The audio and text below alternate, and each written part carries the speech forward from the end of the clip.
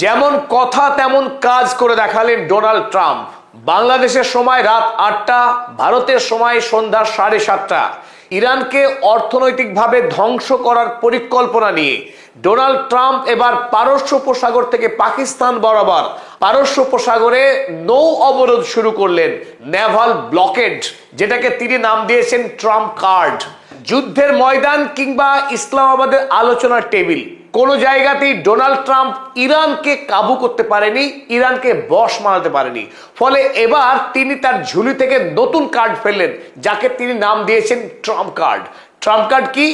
ইরানকে পৃথিবীর থেকে সম্পূর্ণরূপে বিচ্ছিন্ন করে দেওয়া, যাতে ইরান বিদেশের বাজারে কোনো প্রকার তেল বিক্রি করতে না পারে, এমনকি তার প্রয়োজনীয় সামগ্রী কোনোভাবে বিদেশের বাজার থেকে তার দেশে যেন আমদানি করতে না পারে।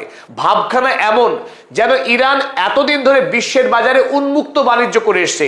গত 47 বছর ধরে ইরানের উপরে যেভাবে একের পর এক স্যাংশন চাপিয়ে রেখেছিল, ইরানের উপরে এই মুহূর্তে 9,000-এরও অধিক স্যাংশন রয়েছে আমেরিকা যুক্তরাষ্ট্রের, রাষ্ট্রসংঘের এবং ইউরোপীয় ইউনিয়নের। ফলে ইরান এতদিন ধরেও বিশ্বের বাজার থেকে একরকম বিচ্ছিন্নই ছিল। তবুও স্ট্রেট অফ হরমুজ দিয়ে ইরান তার তেল বিক্রি কাজ কিন্তু কম বেশি চালিয়ে যাচ্ছিল। সুতরাং ডোনাল্ড ট্রাম্প এই মুহূর্তে ইরানকে বিশ্বের বাজার থেকে বিচ্ছিন্ন করবার জন্যে এই ওমান উপসাগর থেকে পাকিস্তানের উপকূল বরাবর এই বিস্তীর্ণ অঞ্চল জুড়ে তার বিরাট রণবহর এনে এই মুহূর্তে গোটা স্ট্রেট অফ হরমুজকে আরো একবার দ্বিতীয় পর্যায়ের ব্লকেড করে দিল আমেরিকা যুক্তরাষ্ট্র। ইরানকে সামগ্রিকভাবে নৌপথে অবরোধ তৈরি করা, তাকে সিজ করে দেওয়া, ইরানকে সিজ করে রেখে ইরানকে পরীক্ষা দিতে এসেছে ডোনাল্ড ট্রাম্প যে কতদিন সে অবরুদ্ধ অবস্থায় থেকে টিকে থাকতে পারে। আমেরিকার কাছে সে যেন গিয়ে নতজানু হয়ে ক্ষমা স্বীকার করে, এটাই ডোনাল্ড ট্রাম্পের লক্ষ্য।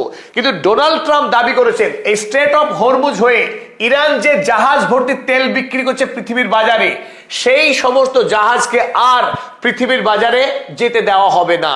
এমনকি চায়না বা অন্য কোনো দেশের ট্যাঙ্কার এই ইরানের বন্দর থেকে তেল নেওয়ার জন্য যদি প্রবেশ করার চেষ্টা করে, সেই জাহাজকেও এখানে আটকে দেওয়া হবে, ঢুকতে দেওয়া হবে না।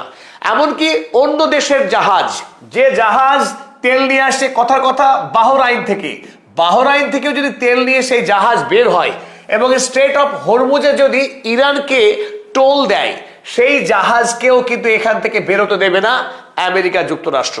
ফলে বিদেশের বাজারে গোটা পারস্য উপসাগরীয় দেশ থেকে একটি ট্যাঙ্কার তেলও কিন্তু আর পার হতে পারবে না। কারণ ইরান আগেই স্ট্রেট অফ হরমুজে তারা ব্লকেড রেখেছিল, সেখান থেকে নির্দিষ্ট কিছু জাহাজকে পার হবার অনুমতি দিচ্ছিল ইরানকে 2 মিলিয়ন ইউএসডি পরিমাণ টোল দেওয়ার পর। ফলে পৃথিবীতে একদিকে অন্য দেশের কম বেশি জাহাজ পাস করছিল স্ট্রেট অফ হরমুজ দিয়ে। আর সবচেয়ে বড় বিষয়, ইরান এই যুদ্ধকালীন সময়ে পৃথিবীর বাজারে বিপুল পরিমাণে তেল বিক্রি করেছে। সরাসরি তো বিক্রি করেইছে, ঘোস্ট ফ্লিটের মাধ্যমে ইরান বিশ্বের বাজারে বিপুল পরিমাণে তেলের সাপ্লাই দিয়েছে। ফলে যুদ্ধকালীন সময়ে যেমনটা আশঙ্কা করা হয়েছিল যে তেলের ব্যাপক সংকট শুরু হবে, ততখানি সংকট হয়নি। তার কারণ আড়ালে গোপনে ইরান বিশ্বের বাজারে বিপুল পরিমাণে তেল সাপ্লাই দিয়ে এসেছিল। কিন্তু এই মুহূর্তে আমেরিকার এই নৌ অবরোধ শুরু করার ফলে বিশ্বের বাজারে তেলের কিন্তু ঘাটতি দেখা দেবে, তা নিঃসন্দেহে বলা যায়। এখন প্রশ্ন হলো, গোটা পৃথিবী ডোনাল্ড ট্রাম্পের এই ম্যাডনেস, তার এই হিংস্র পদক্ষেপকে কিভাবে দেখবে?